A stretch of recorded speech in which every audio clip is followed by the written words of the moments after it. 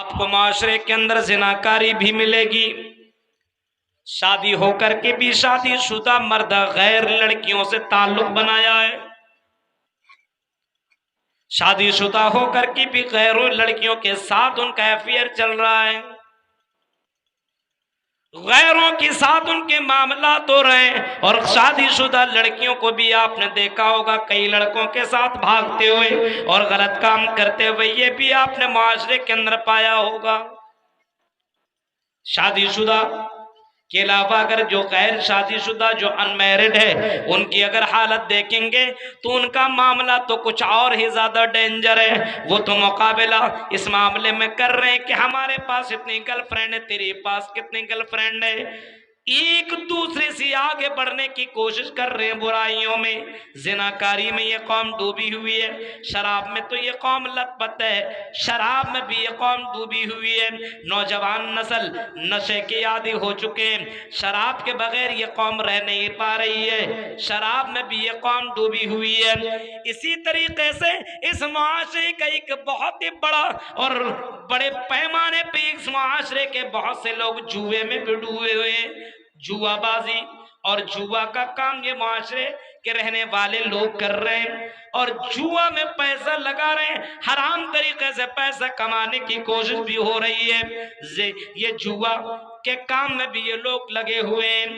जिनाकारी, शराब, जुआ और इसी तरीके से और दीगर बुराइयों के अंदर ये कौम लतपत है। मेरे भाइयों, इस मुआशरे के अंदर बेशुमार बुराइयों ने इसको जकड़ करके रख लिया। बुनियादी सबब क्या है, क्यों ऐसा है, वजह क्या है? हम सबसे अच्छे हैं, सबसे बेहतर हैं, सबसे आला है, लेकिन इसके बावजूद हमारा मुआशरा दूसरे के नजर में बड़ा खराब हो गया है, क्योंकि हमने अपने आप को बड़ा अच्छा समझ लिया है। हमने आपको ये समझ लिया है कि हम मोहम्मद रसूलुल्लाह को मानने वाले हैं, हमारे घर में कुरान जैसी किताब है और हमारे घर में जनाब मोहम्मद रसूलुल्लाह का फरमान है, हमारा नाम बड़ा अच्छा है, हमने मस्जिदें बनाई है, हमने मदरसे बनवाए हैं, हम सबसे आला लेवल पे हम यही समझ रहे हैं, लेकिन हमारे अंदर अमलों के अंदर कमी है। हम अमल के मामले में बहुत ही ज्यादा पीछे नजर आते हैं, अमल के मामले में बहुत ही ज्यादा कम नजर आते हैं। हम एक दूसरे के ऊपर नजर दौड़ाते हैं कि फला आदमी ऐसा है, फला की बेटी ऐसी है, फला का बेटा ऐसा है, फला का भाई ऐसा है, फला की माँ ऐसी है, फला का बाप ऐसा है, लेकिन हम अपने ऊपर नजर नहीं दौड़ाते कि हम कैसे हैं। मेरे भाइयों, आज मुआशरे के बुनियादी असबाब में, इस्लाह की असबाब में पहला सबब यह कि हमने अपने घर को तो डेकोरेट कर लिया, घर के अंदर तो हमने अच्छा अच्छा सामान लगाया। अगर हमारे घर के अंदर कोई गड़बड़ी हो, मिस्त्री को बुलाते, अपना घर बनवाते। अगर हमारे घर का वो छत अगर कहीं से अगर खराब है तो मिस्त्री को बुला करके छत की अच्छी तरीके से मुरम्मत करवाते हैं, उसको ठीक ठाक करवाने की कोशिश करते हैं। घर के अंदर कोई परेशानी हो, हम अपने घर को अच्छा करने की कोशिश करते हैं। लेकिन मेरे भाइयों, मुआशरा घर घर से बनता है, आदमी आदमी से मुआशरा बनता है। हमें घर की फिक्र है लेकिन समाज की फिक्र नहीं है, घर वाले की फिक्र नहीं है, फैमिली की फिक्र नहीं है। सबसे बुनियादी जो सबब है वो सबब ये कि हम तो दुनिया की फिक्र कर रहे हैं, लेकिन हम अपने बच्चों की उड़ाने वाली जिंदगी की फिक्र नहीं कर रहे हैं, हम आने वाली जिंदगी की जर्रा बराबर फिक्र नहीं कर रहे हैं। हमारा बच्चा हमारे सामने गाना बजाए कोई फिक्र नहीं, हमारी लड़की हमारे सामने बेपर्दा घूमे कोई फिक्र नहीं, हमारा भाई हमारे सामने जुआ खेले कोई फिक्र नहीं। आजान होती है, मुअज्जिन अल्लाहु अकबर की सदाएं लगाता है, हम अपने घर के बाहर में बैठ कर के आजान का जवाब भी नहीं देते। मस्जिदें वीरान है, हमें जर्रा बराबर भी फिक्र नहीं है। हम तो अपने घर की फिक्र करते हैं, हम तो अपने बाइक की अपनी गाड़ियों की फिक्र करते हैं, हम तो अपने सामान की फिक्र करते हैं। लेकिन भाइयों, हम और आप मुआशरे की, घर की, घर वाले की, फैमिली की हमें फिक्र नहीं है। कुरान चीख के कहता है, या अय्युहल्लज़ीना आमनू आमनू कु अनफुसकुम व अहलीकुम नारा, ऐ मोमिनो तुम अपने आप को और अपने फैमिली वाले को जहन्नम से बचाओ। अपने भी फिक्र करो, अपने घर वाले की भी फिक्र करो, खुद की भी फिक्र करने की कोशिश करो और अपने फैमिली वाले की भी फिक्र करो, अपने बच्चों की फिक्र करो, अपने बेटियों की फिक्र करो, अपने भाइयों की फिक्र करो, अपने बहनों की फिक्र करो। ये तुम्हारे घर की फिक्र कौन करेगा जब तुम ऐसी कश्ती में सवार हो जो कश्ती डूबने वाली है? तो बताओ तुम दूसरे को कैसे बचाओगे? अल्लाह कह रहा मेरे बंदो खुद को और अपने फैमिली को दोनों को जहन्नम की आग से बचाओ। पहला जो रीजन है, कारण सबब है, वो ये है कि हम अपने समाज की फिक्र नहीं कर रहे, हम अपने घर की फिक्र नहीं कर रहे, घर वाले की फिक्र नहीं है। गौर करो मेरे भाइयों, हम फिक्र नहीं करेंगे, आप फिक्र नहीं करेंगे तो कौन फिक्र करेगा? अब कोई नबी, कोई रसूल, कोई पैगंबर दुनिया में नहीं आएगा, कोई ऋषि मुनि अब आने वाला नहीं है। लास्ट मैसेंजर पैगंबर जनाब मोहम्मद रसूलुल्लाह है, उसके बाद कोई नबी नहीं आएगा। फरमाया अल्लाह नबी अबादी, मेरे बाद कोई नबी, कोई पैगंबर अब आने वाला नहीं है, कोई रसूल अब दुनिया में नहीं आएगा। आपने फरमाया अना खातिमुन नबीयीन, मैं नबियों के ऊपर खत्म करने वाला बना करके भेजा गया हूँ, मैं आखिरी नबी हूँ, लास्ट ऋषि मुनि हूँ, और मेरे बाद कोई दुनिया के अंदर मैसेंजर नहीं आएगा, मेरे बाद कोई डराने वाला नहीं आएगा। जब अल्लाह के नबी की बाद अब कोई नबी नहीं आएगा तो मेरे भाइयों किसका इंतजार है?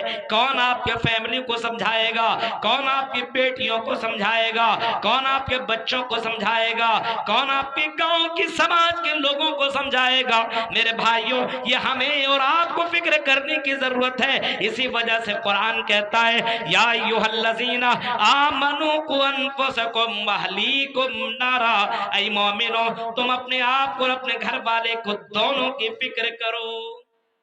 दुनिया तो गुजर जाएगी, लेकिन मरने के बाद की जिंदगी की फिक्र करो। हमारा माशरा, हाँ, लोगों को जीने का पता नहीं है, हम दुनिया में क्यों जी रहे हैं, हमारा दुनिया में भेजने का अल्लाह का मकसद किया है, क्यों? कुरान से सवाल करते हैं, कुरान बताओ हमें अल्लाह ने क्यों भेजा?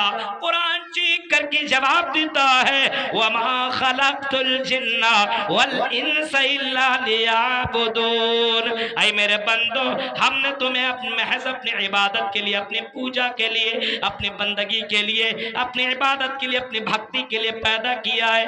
ऐ मेरे बंदो हमने तुम्हें अपनी इबादत के लिए पैदा किया है। अब हर कोई अपनी जिंदगी में गौर करे, क्या हमें अल्लाह ने अपने मकसद के पैदा किया? क्या हम अल्लाह ताला की इबादत करते हैं कि नहीं करते हैं? सुबह के वक्त, फजर के वक्त आजान होती है, अस्सलातु खैरुम मिनन नौम, अरे नींद से बेहतर नमाज है, आओ नमाज के लिए। क्या हम अपने बिस्तरों को छोड़ करके नमाज के लिए निकलते हैं? क्या हमारे बच्चे नमाज के लिए निकलते हैं? क्या हमारी बीवी नमाज के लिए उठती है? क्या हमारी बेटी नमाज के लिए उठती है? क्या हमारा बेटा नमाज के लिए उठता है? मेरे भाइयों, जिस मकसद के तहत अल्लाह ने हमें पैदा किया वो मकसद ही हम पूरा नहीं कर रहे हैं, और हम उस बात की भी जरा बराबर भी फिक्र नहीं कर रहे हैं।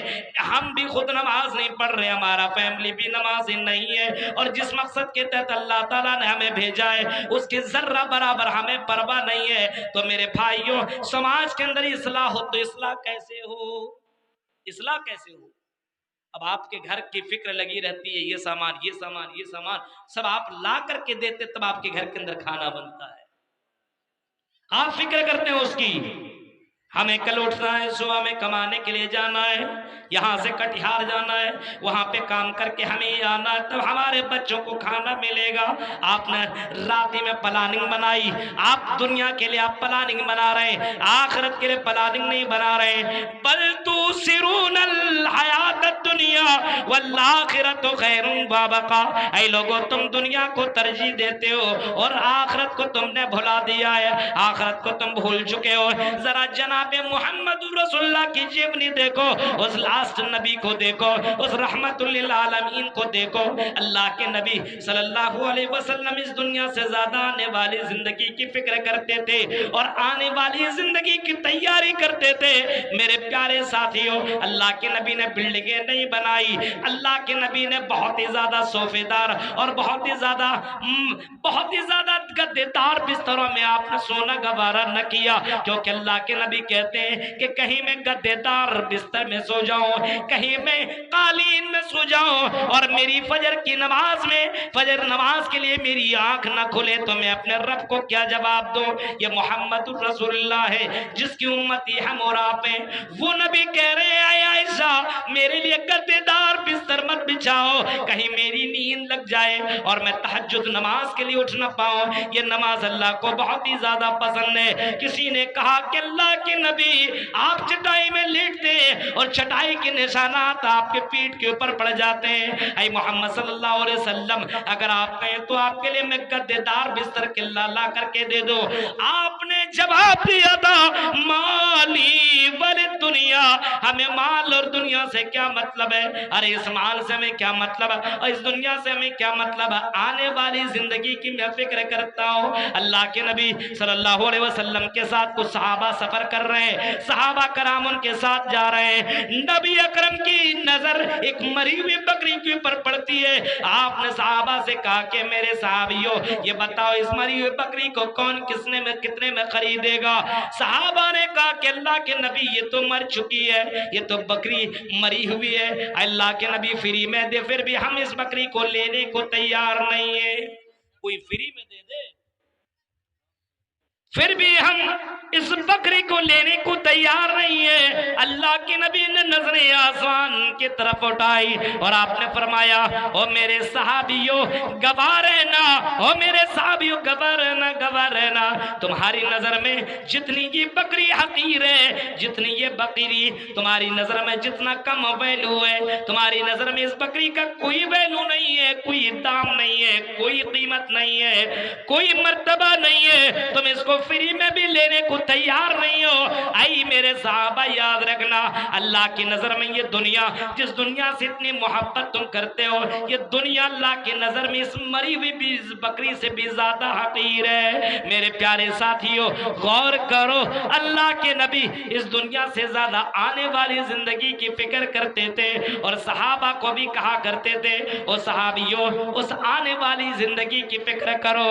अल्लाह के नबी ने यहां तक ऐलान कर दिया कि अक्लमंद वो नहीं है जो बिल्डिंग बना ले, अक्लमंद वो नहीं है जो बैंक बैलेंस जमा कर ले, अक्लमंद वो नहीं है जिनके पास बहुत ही ज्यादा पैसा हो, अक्लमंद वो नहीं है जो दूसरों को चूना लगा करके अपना मकान और अपनी जमीन खरीद करके बना ले और बिल्डिंगें बनाए, बहुत ही ज्यादा दुनिया में शोहरत कमाए। आपने फरमाया अल कय्यिसु मन दान नफ्सहु व आमिल लिमा बादल मौत, मरने के बाद की जिंदगी की जो तैयारी करता हो, मरने के बाद की जिंदगी की जो तैयारी करता हो, मरने के बाद की जिंदगी के बारे में जो सोचता हो और उसके लिए तैयारी कर रहा हो, सबसे बड़ा चतुर और सबसे बड़ा चालाक और सबसे ज्यादा होशियार आदमी वही है जो मरने के बाद की जिंदगी की तैयारी कर रहा हो। ये जनाबे मोहम्मद रसूलुल्लाह सल्लल्लाहु अलैहि वसल्लम अपने सहाबा को बाकायदा ये सब बातें बता रहे हैं। अब गौर कीजिए आज मेरे भाइयों अल्लाह के नबी कितनी ज्यादा फिक्र किया करते थे और हम और आप कितनी फिक्र करते हैं। कितनी फिक्र कर रहे हैं हम और आप? कुछ भी नहीं। घर की फिक्र है, घर वाले की नहीं। नबी ने इतनी फिक्र की मुआशरा को अगर सुधारना है फिक्र करो, और फिक्र करने से पहले आपने मुआशरे के बुनियादी सबब में से ये भी बताया, आपने बताया कि अपनी जिंदगी को तुम खुद से खूबसूरत बनाओ। अल्लाह के नबी ने फरमाया जब तुम शादी करो तो शादी दीनदार लड़की से करो। ऐसा नहीं है कोई हीरोइन की तरह चलती हो, स्टाइल मारती हो और फिल्मी दुनिया हीरोइन की तरह वो रहती हो, फाल दिखाती हो, अपना जिस्म दिखाती हो, अपना बॉडी दिखाती हो, टाइट कपड़े पहन के घूमती हो और ऐसी लड़कियों के ऊपर तुम्हारी नजर पड़े और तुम उसको खूबसूरत में फिदा होकर के तुम उससे शादी कर लो। आपने फरमाया नहीं, यहूदी हजरात, ये लोग यहूदी लोग, ये लोग पैसे वाले से मोहब्बत यहूदी जो हुआ करते हैं ये पैसा देख करके शादी करते हैं, ईसाई लोग खूबसूरती देख करके शादी करते हैं, और आपने फरमाया कि दीनदार देख करके भी कुछ लोग शादी करते हैं। आपने फरमाया फज़फर बिज़ातिद दीन, वो लोगों दीनदार देख करके शादी किया करो। जब तुम दीनदार घर में अपने बीवी को लाओगे तो वो तुम्हें दीनदार भी बना देगी। इसी वजह से मेरे भाइयों जरा उमर फारूक की जिंदगी को देखो। उमर फारूक रात की तारीकी में गश्त लगा रहे, चक्कर लगा रहे, रास्ते में अपने रियाया का ख्याल करने के लिए अपना भैंस बदल करके निकलते हैं, अपना कुर्ता बदल करके निकलते हैं कि रात में कोई मुझे पहचान ना सके। मैं जरा अपने समाज के लोगों को देखो, अवाम को जरा मैं देखो किस हालत के अंदर है। पहले के जो खलीफा हुआ करते थे, पहले का जो लीडर हुआ करते थे, वो रात में भी अपने रियाया का ख्याल किया करते थे। आज की तरह थोड़ी है, वोट के समय सिर्फ आपको याद रखेगा और वोट के बाद आपको याद रखना पड़ेगा, वो थोड़ी याद रखेगा।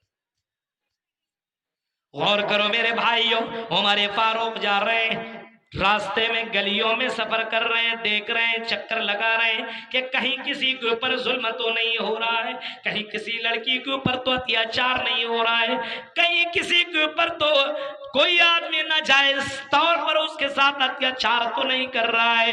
हजरत उमर फारूक एक जगह जा करके रुकते हैं, रात की तारीकी है, आखिरी पहर है, रात की तारीकी में उस पहर में रुके हुए हैं और सोच रहे हैं कहाँ जाऊं। अचानक हजरत उमर एक कानों में एक आवाज आती है, आई मेरी बेटी उठो और दूध के अंदर पानी मिला दो, दूध के अंदर पानी मिला दो। जवान बेटी 18-20 साल की उठती है और कहती है कि आई मेरी माँ, क्या आपने उमर फारूक का वो ऐलान आपने नहीं सुना है? क्या आपने उमर फारूक का वो ऐलान नहीं सुना है? वो मैसेज आपके कानों से नहीं टकराया है?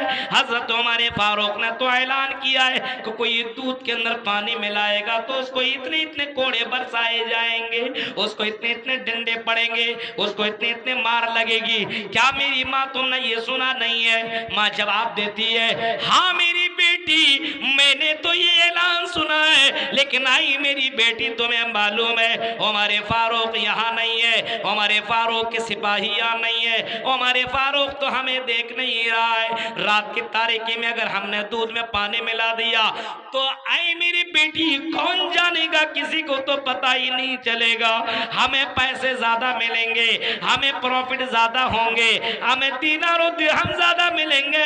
आई मेरी बेटी उठो और दूध के अंदर पानी मिला दो। लड़की 17-18 साल की है, जवाब देती है मेरी माँ हम मुसलमान है। आई मेरी माँ चलो उमर फारूक हमें देखे या ना देखे, हमारा अकीदा इतना मजबूत है, हमें पूरा यकीन है कि रब्बी जुल जलाल अर्श के ऊपर होते हुए हमारी हरकतों को वो अल्लाह रिकॉर्ड कर रहा है। आई मेरी माँ कल कयामत के दिन अपने रब को मैं क्या जवाब दूंगी? आई मेरी माँ तुम क्या जवाब दोगी? अल्लाह के सामने क्या जवाब दोगी?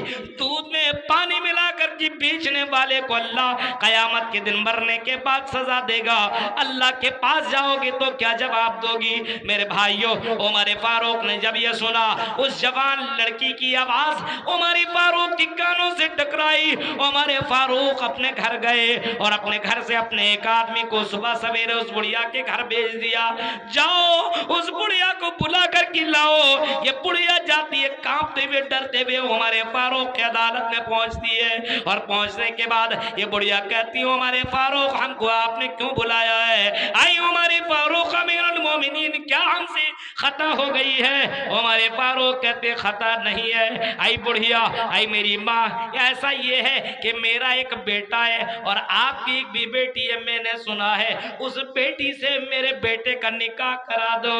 झोंपड़ी में ये औरत बुढ़िया रहा करती थी और उमर फारूक उस दौर के सबसे बड़े ऊंचे होते पे बड़ा जमान है, 22 लाख मुरब्बा की हुकूमत करने वाला ये बादशाह एक बुढ़िया औरत की बेटी से शादी करने के ऊपर बाकायदा खुद से इसरार कर रहा है। आई बुढ़िया औरत, तुम अपनी बेटी से मेरे बेटी का निकाह करा दो। बुढ़िया कहती है उमर फारूक आप तो अमीरुल मोमिनीन है, आपके पास तो इतने ज्यादा पैसे हैं, आप तो इतने ज्यादा जगहों की आप बाकायदा गवर्नर है, आप इतने ज्यादा मुल्कों के बाकायदा 22 लाख मुरब्बा मील की हुकूमत करने वाले आप हैं। आए अमीरुल मोमिनीन, आप मेरी बेटी से और आप अपने बेटे से मेरी बेटी के साथ निकाह क्यों कराना चाह रहे हैं? हमारे फारूक की आंखों में आंसू आ गए। हमारे फारूक कहते हैं, आई बुढ़िया रात की तारीकी में वो वाकया और तुम दोनों के दरमियान गुफ्तगू होने वाले जुमले मैंने सुन लिया था, मैंने सुन लिया था। और मैंने सुना तुम्हारी बेटी तुम्हें अल्लाह का डर दिला रही है। तुम्हारी बेटी कह रही है, माँ इस रात की तारीकी में तुम गलत काम मत करो, अल्लाह ताला देख रहा है। जब तुम्हारी बेटी इतनी दीनदार है तो तुम्हारी बेटी मेरे बेटे को दीनदार बना देगी। अपने बेटी का निकाह मेरे बेटे से कर दो। ओ यूसुफ टोला के लोगों, अहमदाबाद के लोगों, दीनदारी को देख करके उमर फारूक अपने बेटे का निकाह कर रहे हैं। 22 लाख मुरब्बा के ऊपर हुकूमत करने वाला बादशाह एक झोपड़ी में रहने वाली लड़कियों से शादी करा रहा है। दीनदार की वजह से ये काम कर रहे हैं। तसव्वुर करो मेरे भाइयों, आज हमारी नजर अमीर लड़कियों के ऊपर पड़ती है, आज हमारे ऊपर कॉलेजों में पढ़ने वाली लड़कियों के ऊपर है, जिसका बाल दिखता है, जिसका जिस्म दिखता है, जो बेदीन है, न नमाज है, न रोजा है, न कुरान की तिलावत है, और ऐसी लड़कियों से शादी करोगे तो मेरे भाइयों जरा बताओ तेरा घर दीनदार कैसे बनेगा? अल्लाह के नबी फरमाते हैं, ऐसी लड़की से शादी करो जो तुम्हें आखिरत के कामों में सपोर्ट करने वाली हो। आपने फरमाया 3 चीजें जमा कर लो, लियत्तखिज़ा अहदुकुम क़ल्बन शाकिरा, ऐसा दिल अपने जिंदगी में लाओ जो दिल पे अल्लाह का शुक्र करने वाला हो। वलिसानन ज़ाकिरा, ऐसी जबान अपनी जिंदगी में बनाओ कि अल्लाह का नाम लेने वाली वो जबान हो, अल्लाह का जिक्र करने वाली वो जबान हो। व ज़ौजतन मुमिनतन तुईनुहु अला अम्रिल आखिरा, फरमाया ऐसी बीवी एक्सेप्ट करो, ऐसी लड़कियों से शादी करो जो आखिरत के कामों में सपोर्ट करने वाली हो। नमाज न पढ़ो तो तुम्हें नमाजी बना दे, दीन का काम न करो तो तुम्हें दीनदार बना दे। एक औरत ये सारा काम करवा सकती है, एक मर्द को दीनदार एक लड़की बना सकती है, एक लड़की अपने शौहर को चाहे तो दीनदार बना सकती है। मेरे भाइयों, तो दीनदार लड़कियों से शादी करोगे तो तुम्हारी आखिरत संवर जाएगी, तुम्हारी आखिरत सुधर जाएगी। अल्लाह के नबी फरमाते हैं कि अगर तुम्हारे अंदर सुधार पैदा करना है तो दीनदार लड़कियों